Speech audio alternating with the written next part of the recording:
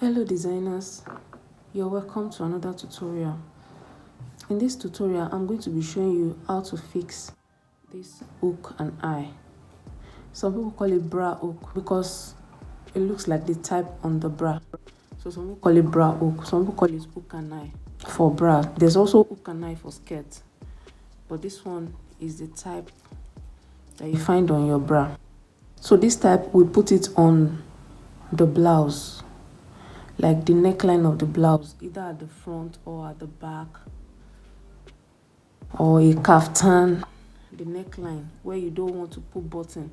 Probably you don't want to overlap the fabric, you just want them to meet, so you put this kind of hook there, so they will just meet, they'll just touch, and the hook will just hold them together. I'll be needing needle and thread for this. You have to use a matching color of thread to do this. I've already passed my thread into the needle and I've made a knot at the end of the thread to secure it. This is the fabric I'll be working with. This is the front neckline and this is the back neckline. For some kaftan or some tops, you can have here as your front. Where you have the slit here, you can have it as your front, while you can have this one as your back. Whichever way it is, what you want to do is to attach a hook here so that the two can just meet. You don't want to overlap. So this is what I mean that you don't want to overlap. So I just want to attach the hook at the tip here. This is the back of it. This is where I'll be attaching the hook. I'm going to take this one first. You can start with any one, but I'm going to take this one first. And I'm going to be fixing it here. Using the ideology of how to fix a button on a shirt. Which side is the button, which side is the buttonhole? I'll use the analogy to fix this hook. So this side, which is my right hand, is always the button, while the left hand is always the buttonhole. For a man, either a shirt or a kaftan or a top, this side, the right hand, this is my right hand, is always for the button, while this side, which is my left hand, is always for the buttonhole. But for a woman, the opposite is the case.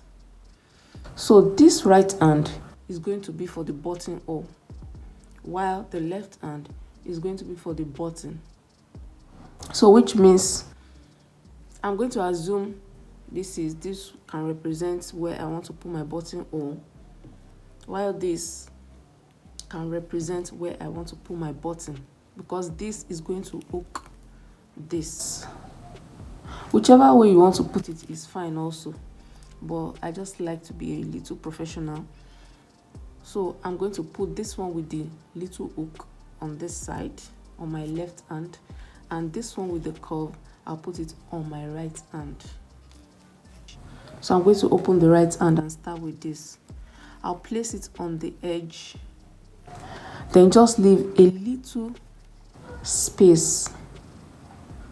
I won't close it. I won't use the fabric to close it totally when fixing it, because it won't be easy to hook the other side. So I'm going to leave a little space. This curve that is here, I hope you can see it well.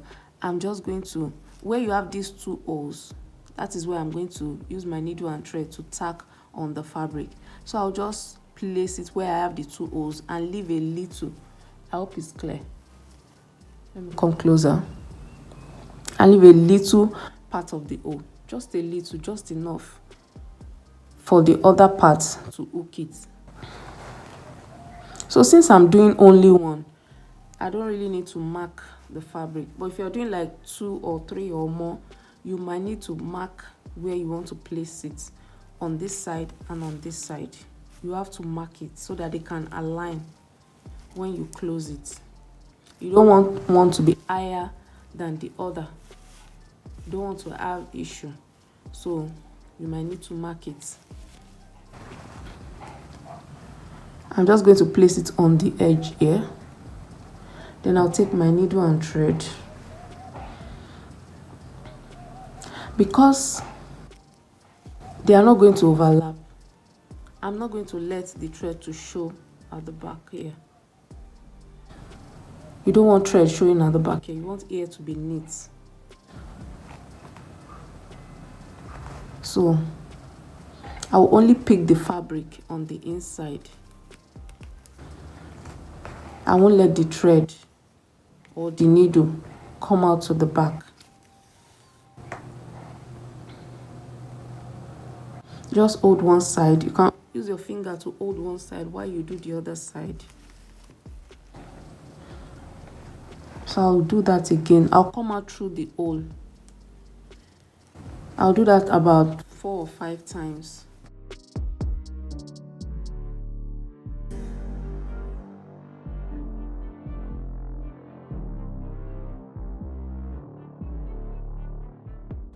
The hole is round, so you might not just do only on one side as I'm doing. You can come down here and also go inside the hole. Because it's round, you can just like go round and cover it.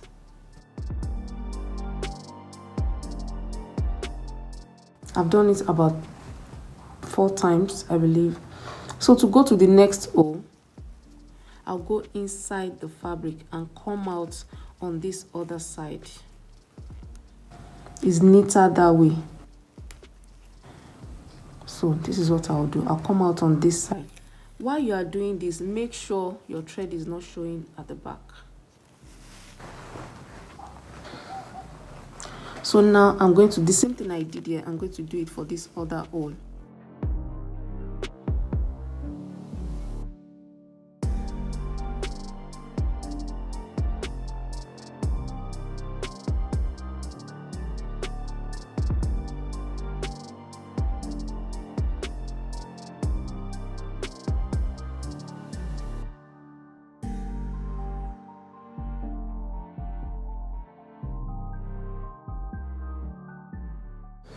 I've done it 3 times. So the 4th one, I'm going to tie my thread. I'll make a knot. So when I enter for the 4th one, make sure it's firm enough. So when I pass my needle for the 4th one, I'm going to pick the thread from the top. Some people pick the thread from the lower part of the needle where you have the eye of the needle. But I don't like, I've noticed that tangles the thread. So when you pick from the top here, this upper thread, you have less tangling. So I'm going to turn it twice. I already turned it. Let me go back. So I'll pick it, I'll turn it twice. 1, 2. Then I'll pick the thread up. But make sure you straighten this other part of the thread so that it doesn't tangle. I'm going to do that again. Make sure to knot twice. So I can just pick a little fabric. Remember I already did 4. I can just pick a little fabric here. Pick my thread, the upper thread. 1, 2. You can use your fingernail to hold the thread if you feel it will not stay when you turn twice. So you can use the other finger to hold the thread. 1, 2. Then you pull it out and make sure you arrange this remaining thread. Pull it a little bit. Use your finger to hold down the knot. Just pull it a little bit to tighten it so that it's not loose. Just tighten it a little bit. Pull it a little bit. And we are done. I'm going to cut my thread and knot it again.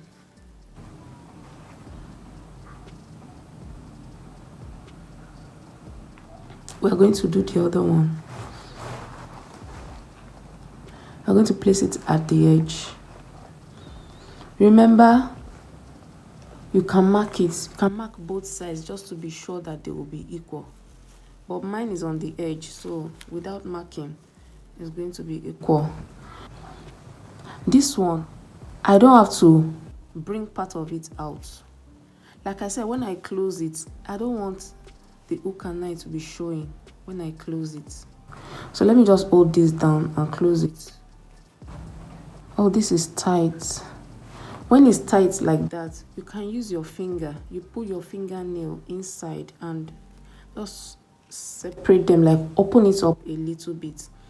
This is tight, so I'll just use my finger to open it up a little bit. Then I'll check again. Yes, this is okay now. It was tight before.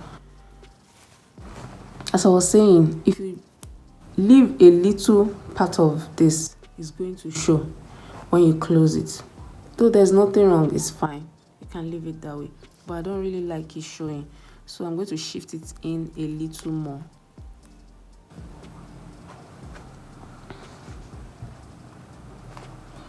Okay, let me remove it and start sewing.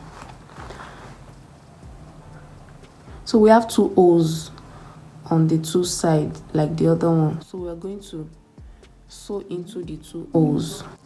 So I'm going to hold one of the holes and work on the other hole.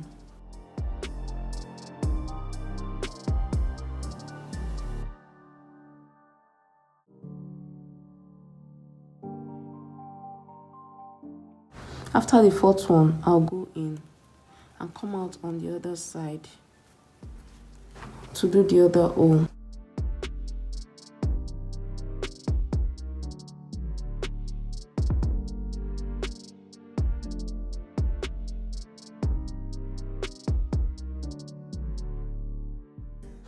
This is the 4th one, but I won't be making my knot. You can go ahead and make your knot here if you want, but I also want to hold it down.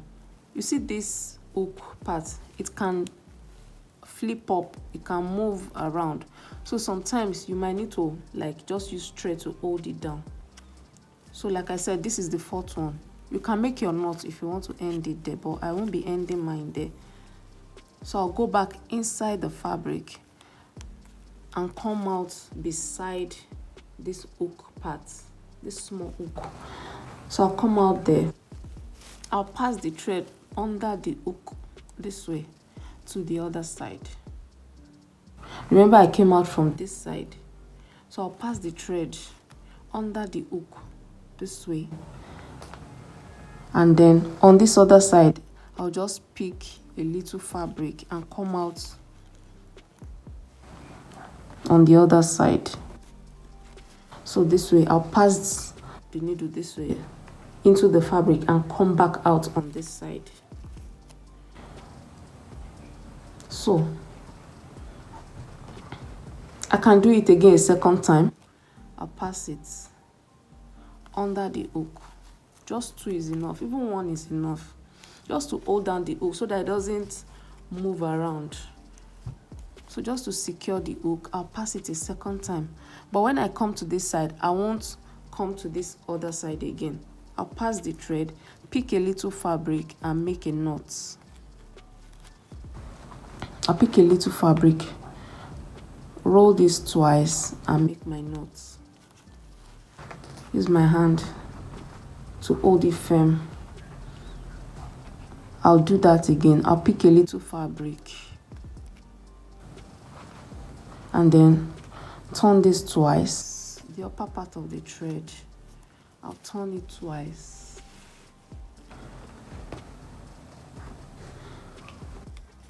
And make the knot firm. Make sure to hold down the knot while you do this. Then I'll cut my thread. This is what I have at the end of the day. Remember, you have to use a matching color, or you use an invisible thread. The invisible thread is that transparent or plastic thread, so that works for any color. But if you're using this normal thread, you have to use the color of your fabric. So this is firm. At the top here, it's firm. It won't flip over. It won't be shaking and be dancing at the top here. So that is why we hold it down at the top here. And everything looks nice and neat. At the back, nothing is showing. The thread is not showing. So I'm going to close it now. This is the 2, and then I'll just hook it.